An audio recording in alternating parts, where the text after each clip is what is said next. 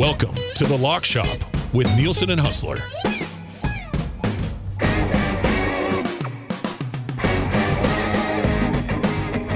All right, it is 11:02. What's going on, everybody? Welcome to the Lock Shop. Nielson with you.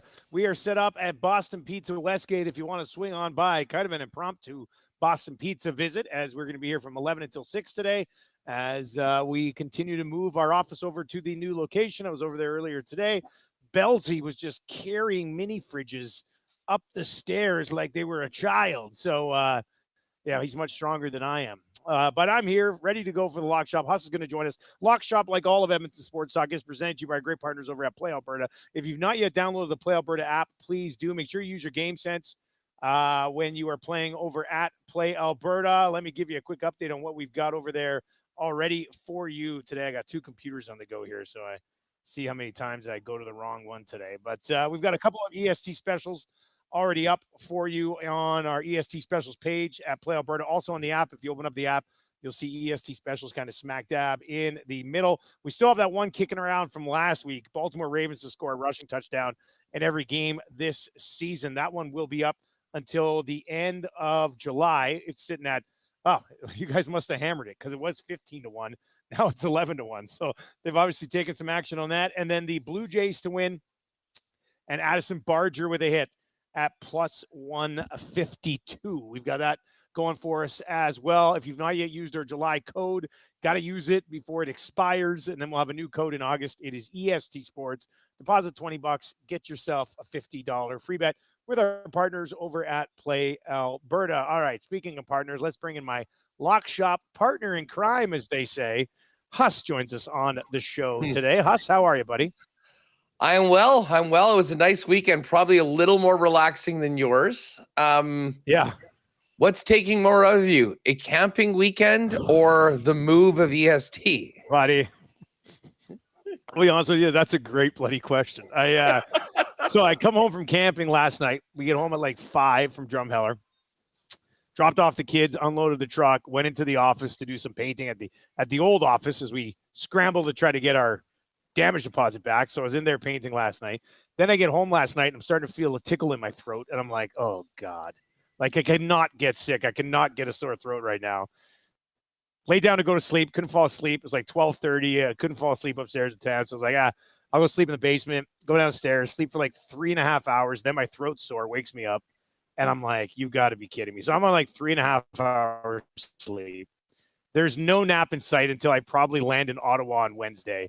This is a bad stretch. And camping was fun. Don't get me wrong. I had a great time. But yeah, I'm bordering on getting sick, so I'm fighting it hard. That's why I'm crushing waters today. I was just about to say, usually it's a blue moon or something like that. I know. You know, just think about that now, knowing you for as long as I have and been doing this for as long as we have, I'm not sure you'd ever get any rest, period, if you weren't doing TSN games. I know. But it sounds so crazy because once CFL season starts, I mean, I probably work in a 30-day month. I'm probably either on the road or calling a game or working at EST like 28 of the days.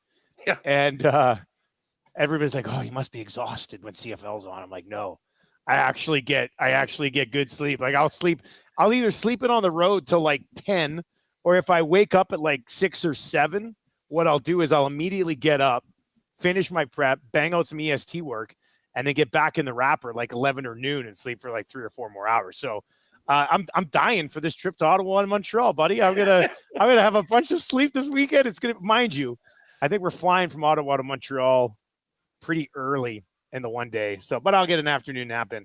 So which games are you doing this weekend? Calgary, Ottawa, and then Riders in Montreal, Thursday, Saturday.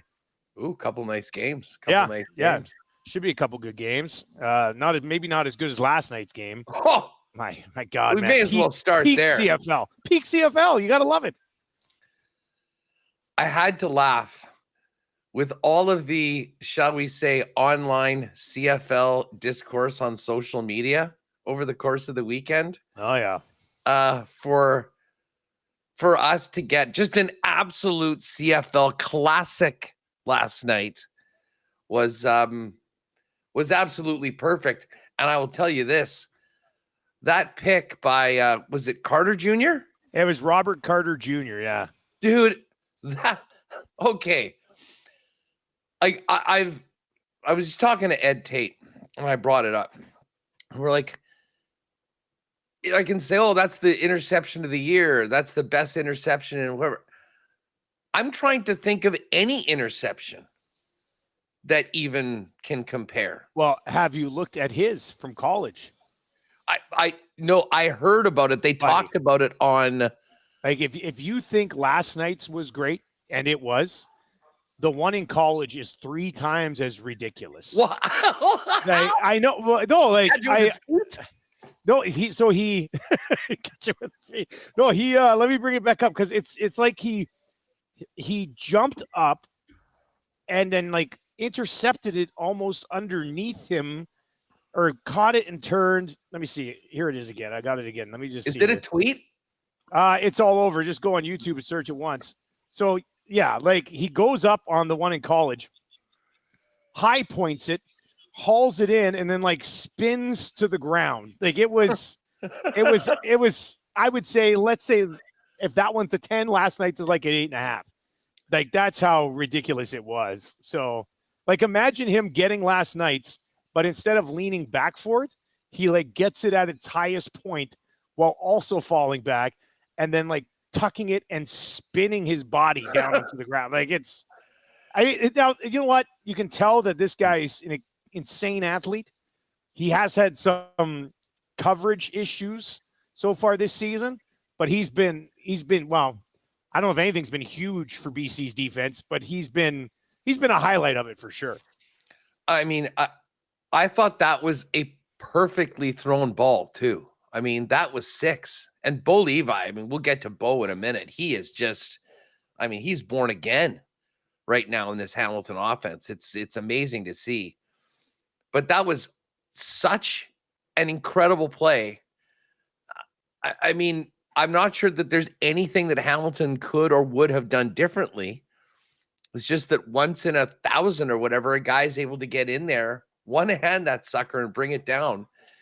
It was, and I know he spoke after the game, kind of a tough thing to talk about your great play when you end up giving up 2 touchdowns late in the game. But, you know, it was so frustrating we'll get to the Bombers in a minute, but I mean, the Bombers just can't do anything right now on offense. And then you see Bo and the gang down 10 with like 3.5 minutes left, just casually go down. What did they score that first touchdown to Bolo in? About 40 seconds or so? Yeah. And we're still almost a full 3 minutes.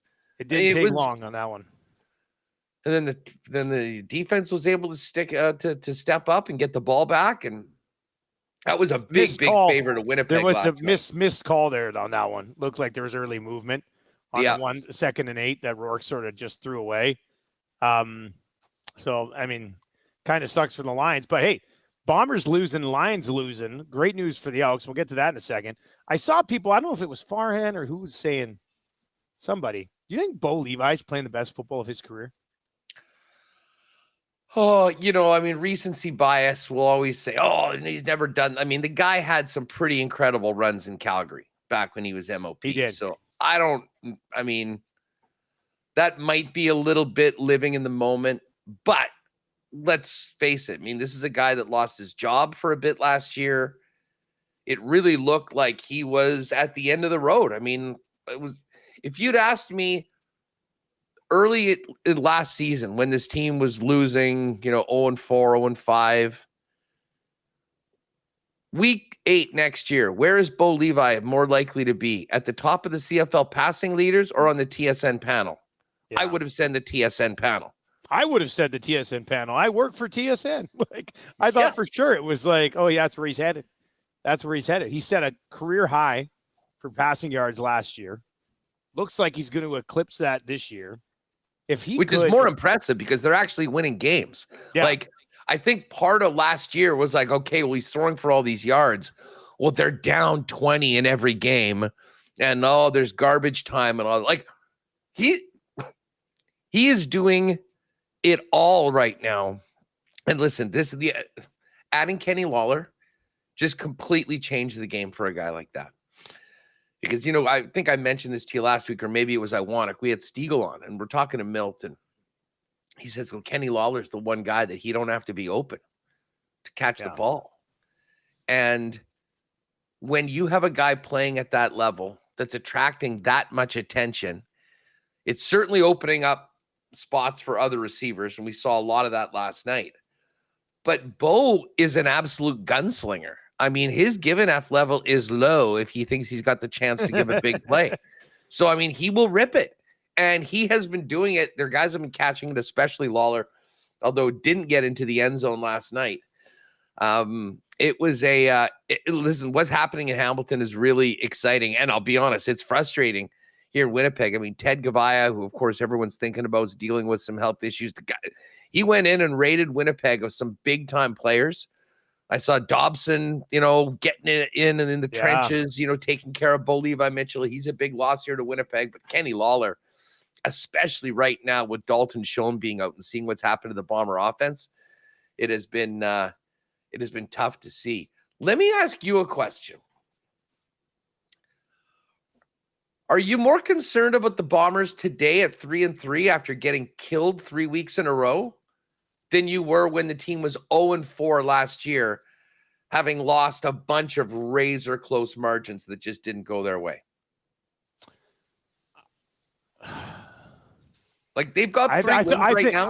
I think I'm more concerned, buddy, right now. Me too. Than I would have been last year, and I think the whole city of Winnipeg should probably be more concerned as well. I mean, last year they were close a few times. This does not look good. Obviously, Zach banged up. Well, this does not look good. Who have Winnipeg's wins been against? Edmonton, BC. So 2 teams that are below them in the West. Exactly. I mean, when they played good teams, they've gotten smoked. I mean, they've lost. What is by it? What is 21. it in your opinion? What is it in your opinion? It's absolutely this year. It's absolutely this year. I mean, it is right now. Like, last year they stunk in their home opener against Montreal and they lost. And then they went to Ottawa and they lost by 4 in a tight game. And then they lost by BC by 2 and Calgary, I believe, in OT by 3. I mean, the games were really, really tight. And they were there, they were competitive. And it seemed like the Bombers had won every close game for 5 years. So we're like, okay, maybe this is just, a little bit of return to the mean on some of the variants of these close games. You can't say that about any aspect of any of these last 3 games with the Winnipeg Blue Bombers. They have just been outclassed offensively, defensively, special teams, discipline, ball control. And with Stanley Bryant being out, with Dalton Schoen being out, it's not. And here's the other thing. I was so complimentary of the look of the defense right out of the gate. Terrell Bonds looked amazing. Bridges on the side, and we thought, they just went and got 2 brand new awesome corners like they always do. Well, listen, as good as it looked in the first 3 games, it's been the exact opposite. Like, Vernon Adams was completing second and longs at over 60% against the Bombers. The Argos were not far behind. And the funny thing was the defensive line actually showed up for the game on Saturday. I thought they were a bit of a no-show. Maybe that's not fair again. In the second Calgary game, I mean, Vernon Adams was not really pushed, and he seemed to have all the time in the world. Arbuckle didn't, and his receivers were still open all day.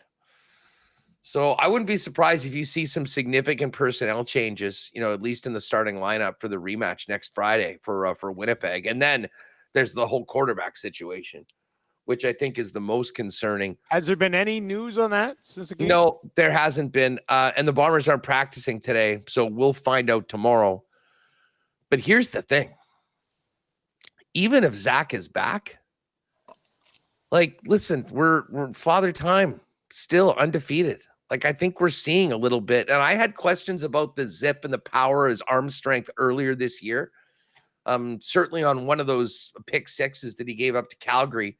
Like, the combination of the decision is made because you think you can still get it there. The result is because it didn't happen that way. And you add in being knocked out 2 back-to-back games. I mean, I think there's a real level of is this going to be a guy? I mean, of course, they re-signed him for next year to try to have some continuity on. I mean, it was all about this year because the Bombers are hosting the Grey Cup. But beyond that, I mean, listen, we all love Strevler in town, but he's a unique player. I don't think he's going to win you many games as the quarterback, although he did in week 1 of this year. And that was the thing. In week 1, he looked so good. I was like, oh, maybe they'd be okay if Zach was down for a bit or something. But it hasn't looked away since. No, not at all. And maybe that's just a matter of good game planning and preparation, which they basically had all of training camp to get ready for that first game. But they really didn't run very much. I mean, they let him pass the football, and he carved up BC pretty well. But, I mean, you just think this is part of the reason why I was so excited when they drafted that Taylor Elgersma. Because the one thing that we have not even talked about in Winnipeg for a long time is a bit of a succession plan at the quarterback position. And unfortunately, it is like that theme or that topic is sort of a hot one right now, knowing that how much, well, first of all, they need to be better right now. There's no one, seemingly available that would come in and, I mean, you can't bring in a new quarterback and just expect them to plop in. It's not like a trade in hockey or something like that. What about Cody Fajardo? Well, I mean, to be honest with you, if there was an injury for, like, say Zach was out for 8 or 10 weeks or, he was out for the year, then, a guy like Fajardo I or said NBT, this morning, I could see the Elks running Fajardo for a few weeks, and then somebody who's bound for the playoffs is like, might as well bring him in as an insurance policy. He won the Grey Cup MVP 2 years ago. I think that might be how the Cody Fajardo thing plays out here. And we were talking about Zach this morning. Like if Zach can't go, Fajardo in Bombers colors, try to lead the Bombers back to the promised land. Dude, how about, just imagine that storyline. I know where you're going. Humor me for a moment. I know where you're going. The Bombers struggle through the next number of weeks. They're in around 500. They sneak into the 3rd spot in the West, have to go on the road. Cody Fajardo comes into town and pulls a 2019 Zach Caleros. Go to Calgary.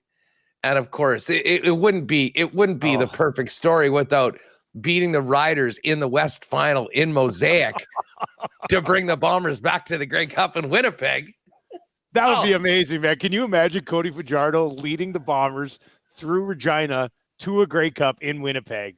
Jeez, that's nuts. But, I honestly, Cody Fajardo, we saw it. I mean, he was running for his life, but he can still play, man. I think what's going to happen here, if the Elks don't start winning some football games, they'll give the keys back to Trey to see what they have.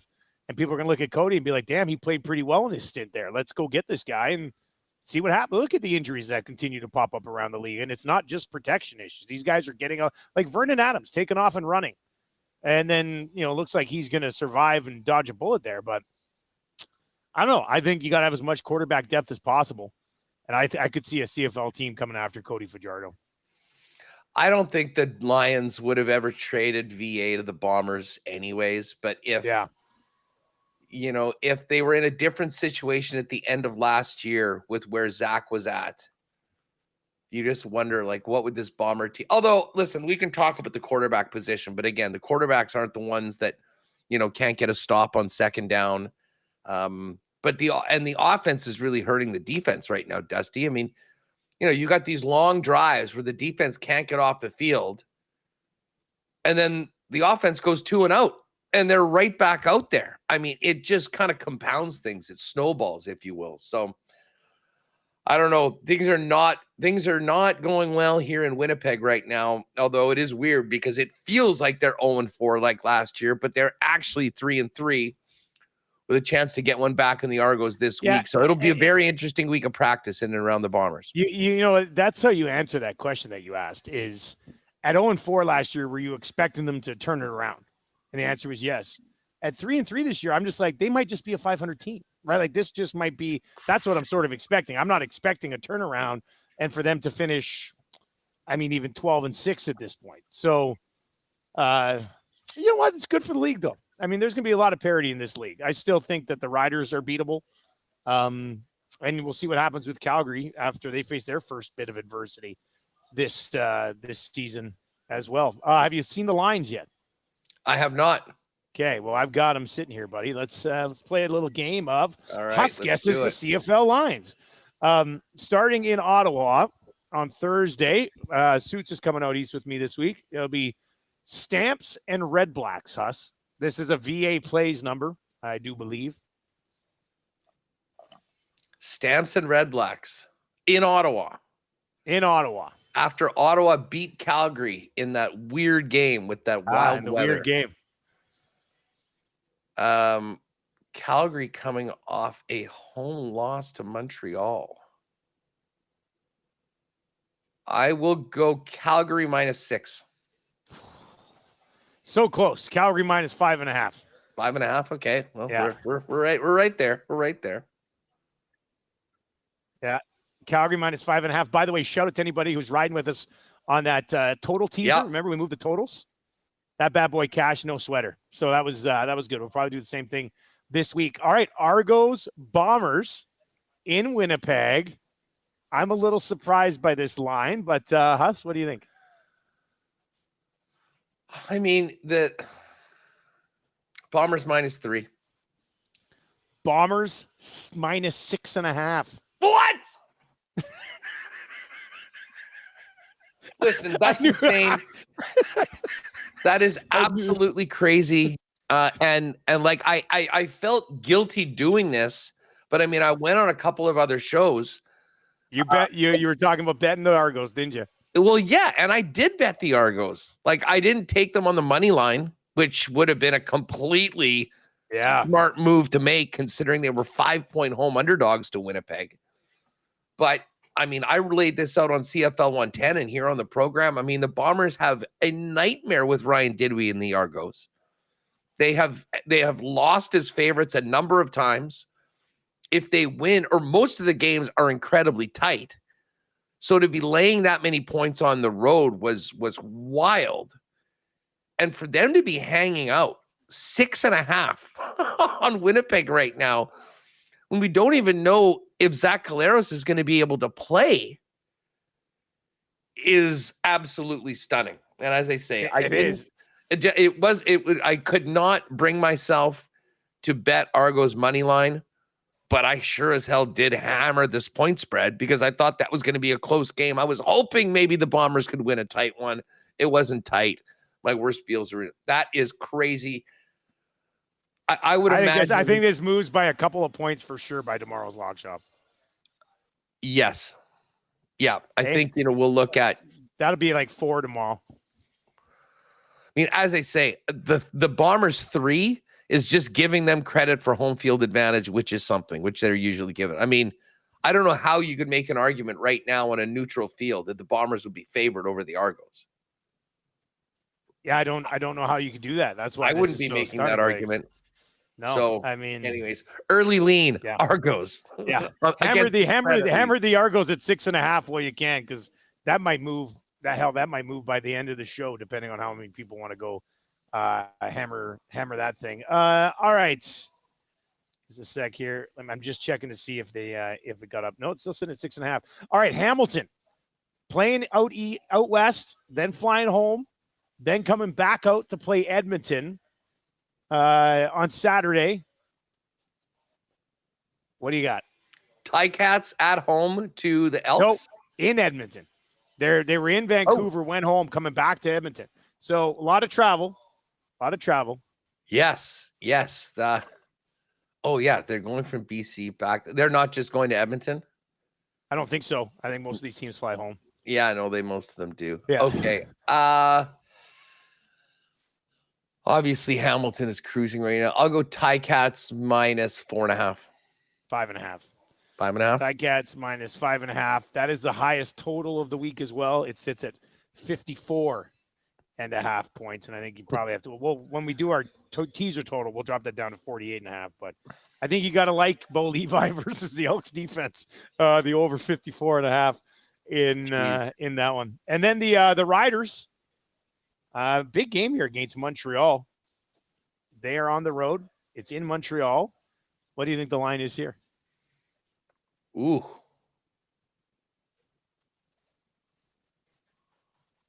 Montreal -1. Riders -2.5. So they're not buying MBT. They're not buying the MBT victory. Despite him leading them to a victory in Calgary against a team that smoked Saskatchewan. Yeah, I think what they're probably reading into is they lose VA for the fourth quarter, lost Damian Alford, lost Adrian Green. Yeah, I thought that might have been closer to a pick'em than the Riders. I'm here for it. I'm here for it. I'll be on Montreal. I will be on Montreal in this game. Especially, I mean, if it's 2.5, maybe we can get a field goal out of it. That would be a beautiful thing. This feels like, and listen, I know the home dog lost last night, but in these East-West games where you've got a home underdog of teams that are, you can make an argument on both sides, more often than not, the home dog is the place to go. So, Alouettes, they're obviously not giving Montreal a lot of credit, despite being the Grey Cup favorites still. Slightly over the Rough Riders.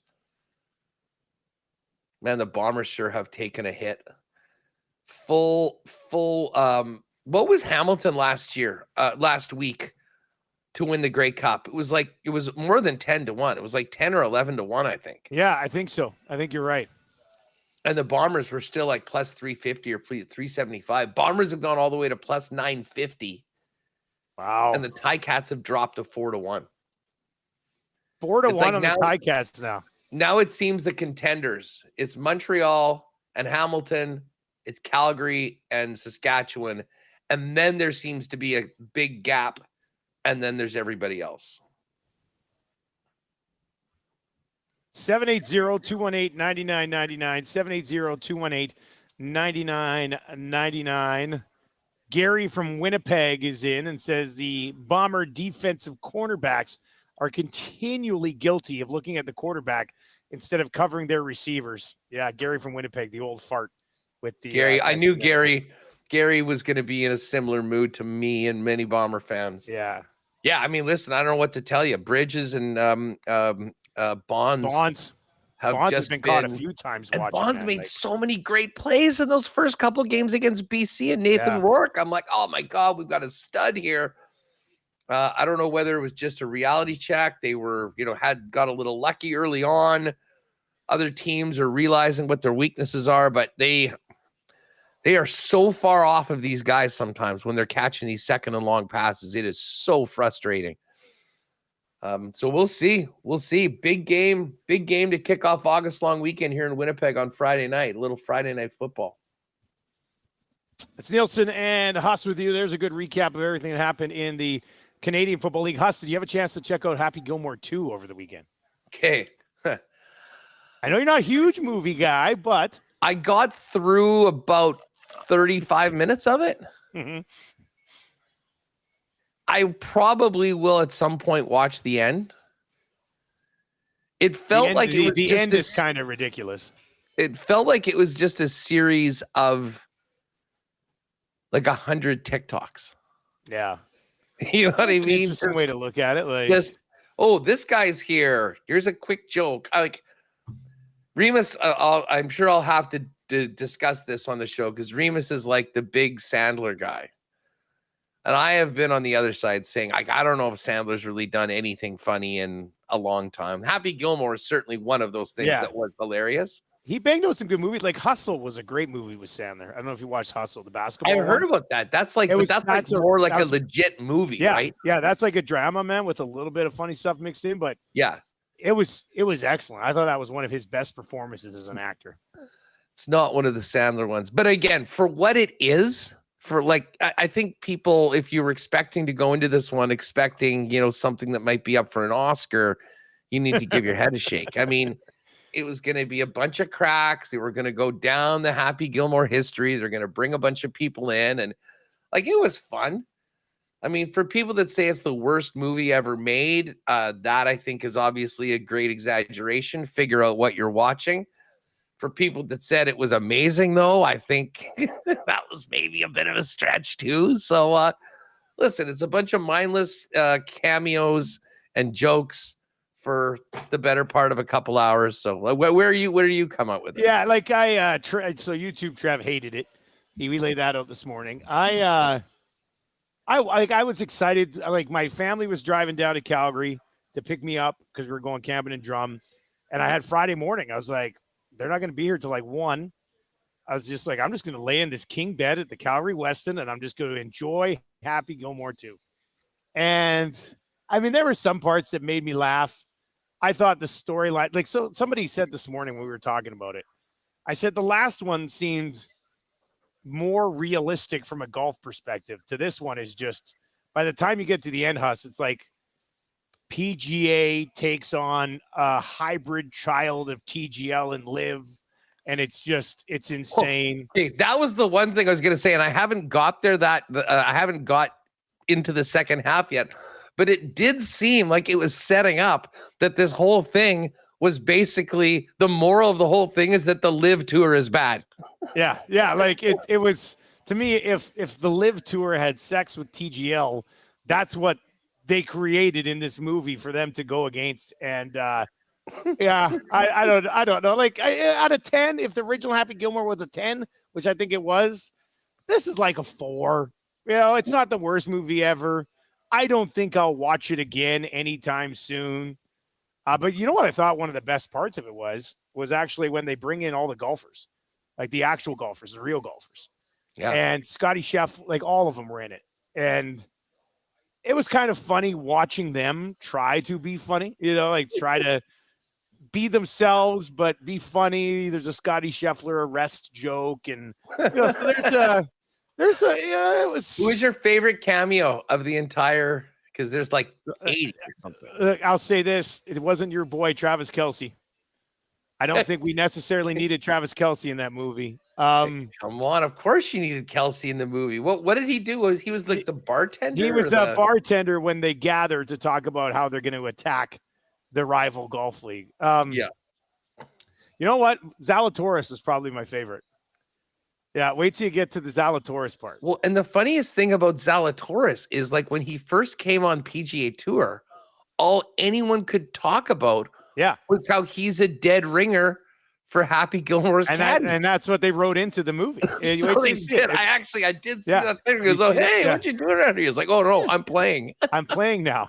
It was like Will Zalatoris. Oh, that's your name? Like what? So yeah, that type of stuff was kind of funny. It was kind of well done. Kevin Van Dossler says it was a great mix of past and present. Also says Shooter should have been the head of the other tour. Yeah, I didn't like the villain. I think he was probably the worst part of this. The guy who had the horrible facial hair and was the bad guy. I probably would have rather Shooter ran the other tour, but in the end, they kind of give Shooter like a redemption arc.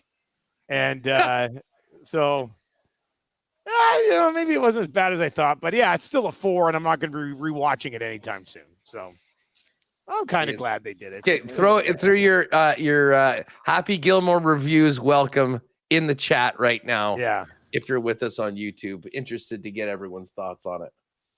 Have you seen these pictures of Luka? You see Doncic? This guy looks like he's lost 40 pounds in the offseason. I just saw it jacked now. Now, the only picture that I saw was on the cover of like Men's Fitness. Yeah. But there's like a spread, like a cover, like a bunch of pictures of him inside it. And he looks like a different dude. It's insane. He looks nothing like the chubby bastard who couldn't run the floor in the playoffs with the Lakers. Like, I'm sure the Mavs will love that. Like he looks jacked. I'm looking at this right now. He's wearing his Slovenia tank top. It's looking shredded in recent photos. Now, I am looking at this Men's Health cover, and the one thing that I will say is that they can do magic. Yeah, on these that's true. Covers of magazines. So I will sort of. But it doesn't even look like him. Like he looks like his hair is a different color. For goodness sakes, it could be AI. I mean, maybe it's a big trick. It's a big trick to let people. This is like all public negotiation with LeBron to come back. Did you react or address the steroid rumors that were brought up last week about LeBron by those are one of his former teammates? Yeah.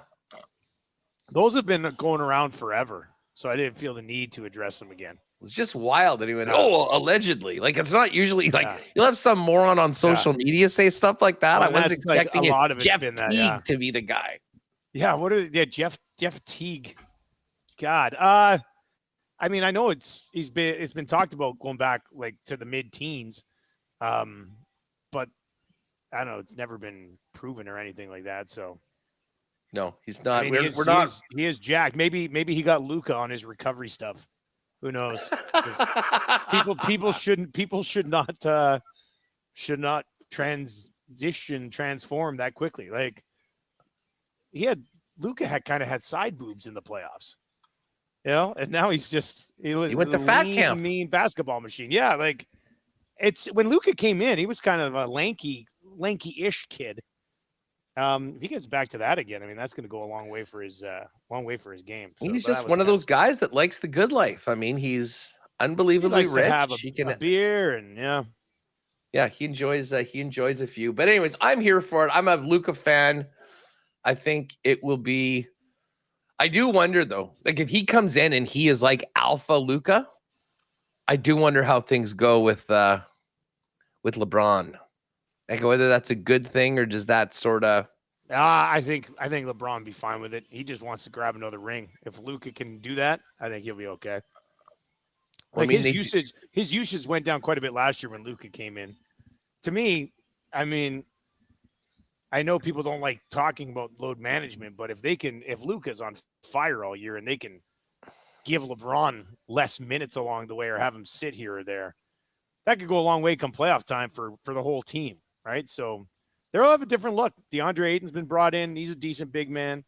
Brought in Morse. I mean, or Marcus Smart. I don't know, but Luka hasn't been in this shape maybe since like. What are the chances that LeBron finishes next season with the Lakers? That's a good question. I don't know the answer to that because he'll be a straight up free agent at the end of this year, right? So I don't know. I don't know what that's going to look like. Like if it's not the Lakers, is it a farewell season at home in Cleveland? And then Cleveland's really good. Like that's the thing. Cleveland is really good. That would be cool. I mean, I could see that 1 year at home. There's the irony of him being traded to the Mavericks would be amazing. That would be insane. Or him just going and signing with the Mavericks. I mean, he's never done the less than league, like the league minimum thing, or like Malone and like some of those guys did with the Lakers back in the day. That'd be interesting. I did see a video yesterday of LeBron and Maverick Carter and Jokic's agent together on a yacht. And I was like, oh, can you imagine Jokic and LeBron hooking up for a year? Bring Jokic to LA with LeBron and Luka. Hey, get a couple more rings before he calls her quits there. I think that's probably pretty good. Jokic for Luka. Both of them. Keep them both. Keep them together. Keep them together. Why not? Let's pull it off. Cooper Flag. The Warriors managed to have Durant and Curry on the same team. So in some way, shape, or form, it's got to be possible to have two guys of that caliber. First place, Toronto Blue Jays. Not in the East, not in the American League, in all of Major League Baseball, Huss. I honestly can't believe we're saying it. I never thought in a million years that, like, the last time this happened was 93. At any point, did we think that this team, after years of where, here come Vladdy and Bo, and they're World Series, like they were World Series favorites or top three for a couple of years a little while ago, and it didn't happen. And then you sit there and go, oh, well, might have to start fresh with the core group.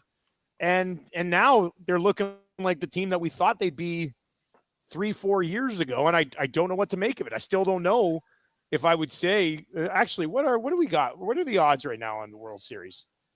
I'm curious. World Series, they have the best winning percentage in the league, but I'm sure they're probably, are they top 3 in odds right now in the World Series? No. They're probably like top 8. Here we go. I got them at 7th. So Dodgers, Mets, Phillies, Tigers, Yankees, Astros, then the Jays. Okay, so what are the numbers on those teams? Like, let's. Dodgers are plus 240. Okay. Heavy favorite. The Mets are plus 795. The Phillies are plus 860. Then you get to the AL with the Tigers at 875, the Yankees at 980, the Astros at plus 1060, and the Jays right behind the Astros at plus 1,070. So 6 teams still ahead of them. I don't know if they're going to drop down much. Is this the best number we get on the Jays the rest of the way, Huss? Like, if you want to get on the Jays, is now the if you didn't do it earlier, is now the time, or would you wait? Maybe they cool off a bit, the number drops, and you get it at a better price. It's a good question. I mean, I've been looking at a few books over the last little bit as to where things were and waiting to when I was going to get in on the Jays.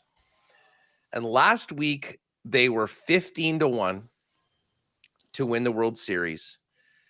And they were 7-1 to win the AL. And this was going into the Yankees series. Okay. They won the first game. So then they went up 4 games on the Yankees. And the odds didn't change. Then they lost the next game. And then it went back to 3. Odds were still the same. They won the rubber match to go up, 4 or 4.5 on the Yankees. And at that point, where I saw that they were 15-1, they went to 12-1. But the AL number didn't change. And this is what's weird to me, Dusty, because you look, the Dodgers are such a big favorite for the World Series. And then there's a gap of all those other teams.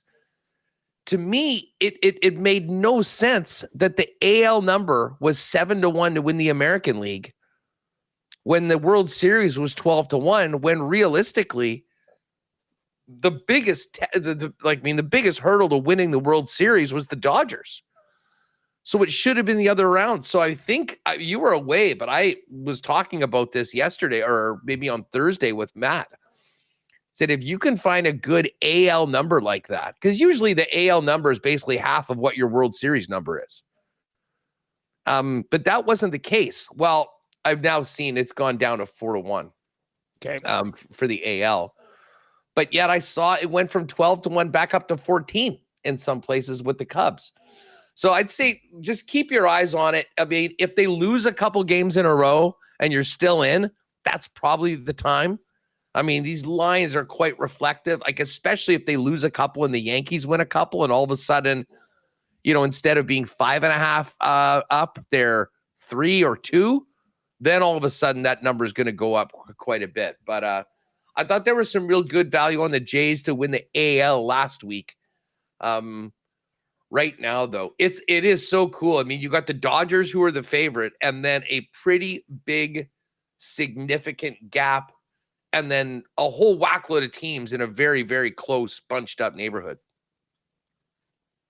Want to put together a little parlay for today? Yeah, let's do it. First of all, let's get to this Jays-Orioles game tonight. Yeah. You gotta pick them there? We got Jays. We got the Jays here in Alberta at minus 111. And then we threw in a Barger hit, bumped it up to plus 152.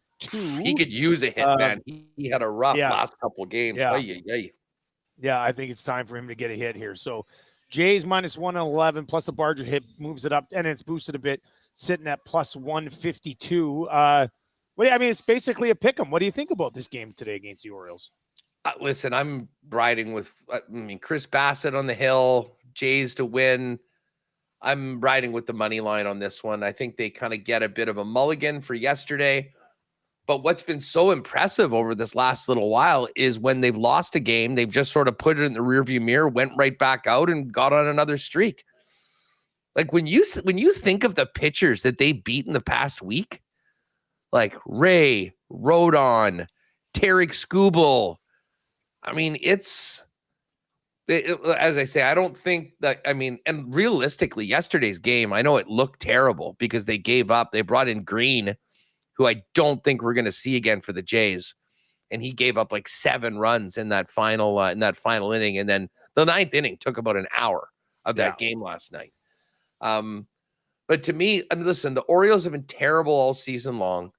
The Jays are rolling. Like, for us to get them as basically a pick 'em with Bassett on the hill, I mean, that's like, I love the Jays in this series. Now, I mean, I guess if we want to go into particular, I guess we don't have a lineup yet. I always like rolling with Kirk for a hit, or Kirk total bases. But I think we're probably best off just waiting to get that lineup out before Kirk. Just a heads up, Kirk has been placed on the 7-day IL. Oh, so they he will not. That so makes he will. Sense. Well, he's not. Yeah, he will. He won't be playing for a little bit here, but I mean, listen, the guy that's the hottest right now is Bo, and I mean, okay, so his total bases is -108 for over 1.5. Over 2.5 is +212. Over 3.5 +367. He was 5 for 5 yesterday. I mean, he is just absolutely raking. So I'm definitely here. Now, maybe that wouldn't be something that I would put on a parlay, but putting a little sprinkle on Bo over 3.5. You know, you get a couple doubles, you hit one out, or at minimum 2.5, you know, which would account for a couple hits. Just actual player hits. Bo over 1.5 hits is +159. So I think in that case, you're probably better off going with the total bases. Because I think if Bo gets 2 hits, one of them is probably going to be a double. Yeah, so you're probably better off going total bases there. I'm looking. If you like 2. As far as homer numbers, Bo's just about at 6-1. Springer's +364. I'm just looking at some of these.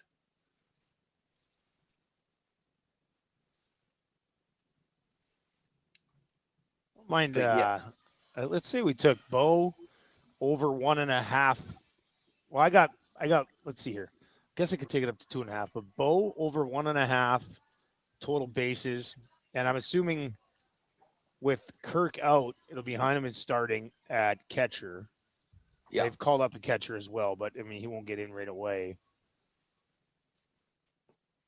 Put a Heineman hit with a couple of bases for Bo. That'll be a decent number, I think. Bo's certainly Bo's the guy. I'm just going to pull up the other starters for today. Let's see if we want to bang out a little 3-gamer here. Yeah, I mean, I love the Jays, and with Bassett on the hill, I mean, how do you not like that?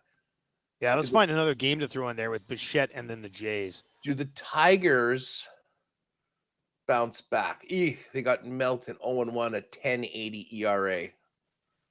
Albeit going against Rodriguez and the D-backs who are selling off guys. Tigers have, I think they're 2-11 in their last 13 though, so I don't know. Yeah, they've fallen off, eh? The Yankees, home to the Rays. Not a huge favorite. Now, Rasmussen's been really good for the Rays so far this year. I thought that Schlittler was good against the Jays last week when he pitched. He went well into the game. We got Spencer Strider on the hill for the Braves in KC. Royals had a nice weekend in Cleveland. Oh, Cubs Brewers. Look at this matchup. Matt Boyd, 11-3, 2.20 ERA against the Miz, 4-1. The rookie phenom. What do you see for the line there? I was just gonna. We would take that total and let's see here. Let me get you the line on the Brewers game. Brewers -105, Cubbies -116. We could take move the total up to 8.5 and take the under with those two guys going. Oh, see, the Astros just lost 4 in a row on the weekend to the A's. They lost all 4? They lost all 4. 5-2, 15-3, 5-1 and 7-1. And they get Washington. They get Washington, who's terrible. And I'm just on the ESPN thing. It says they're like minus 275 or something like that. Yeah, I'm looking at them minus 263. Run line minus 118. Go Astros, bounce back against the Nationals here?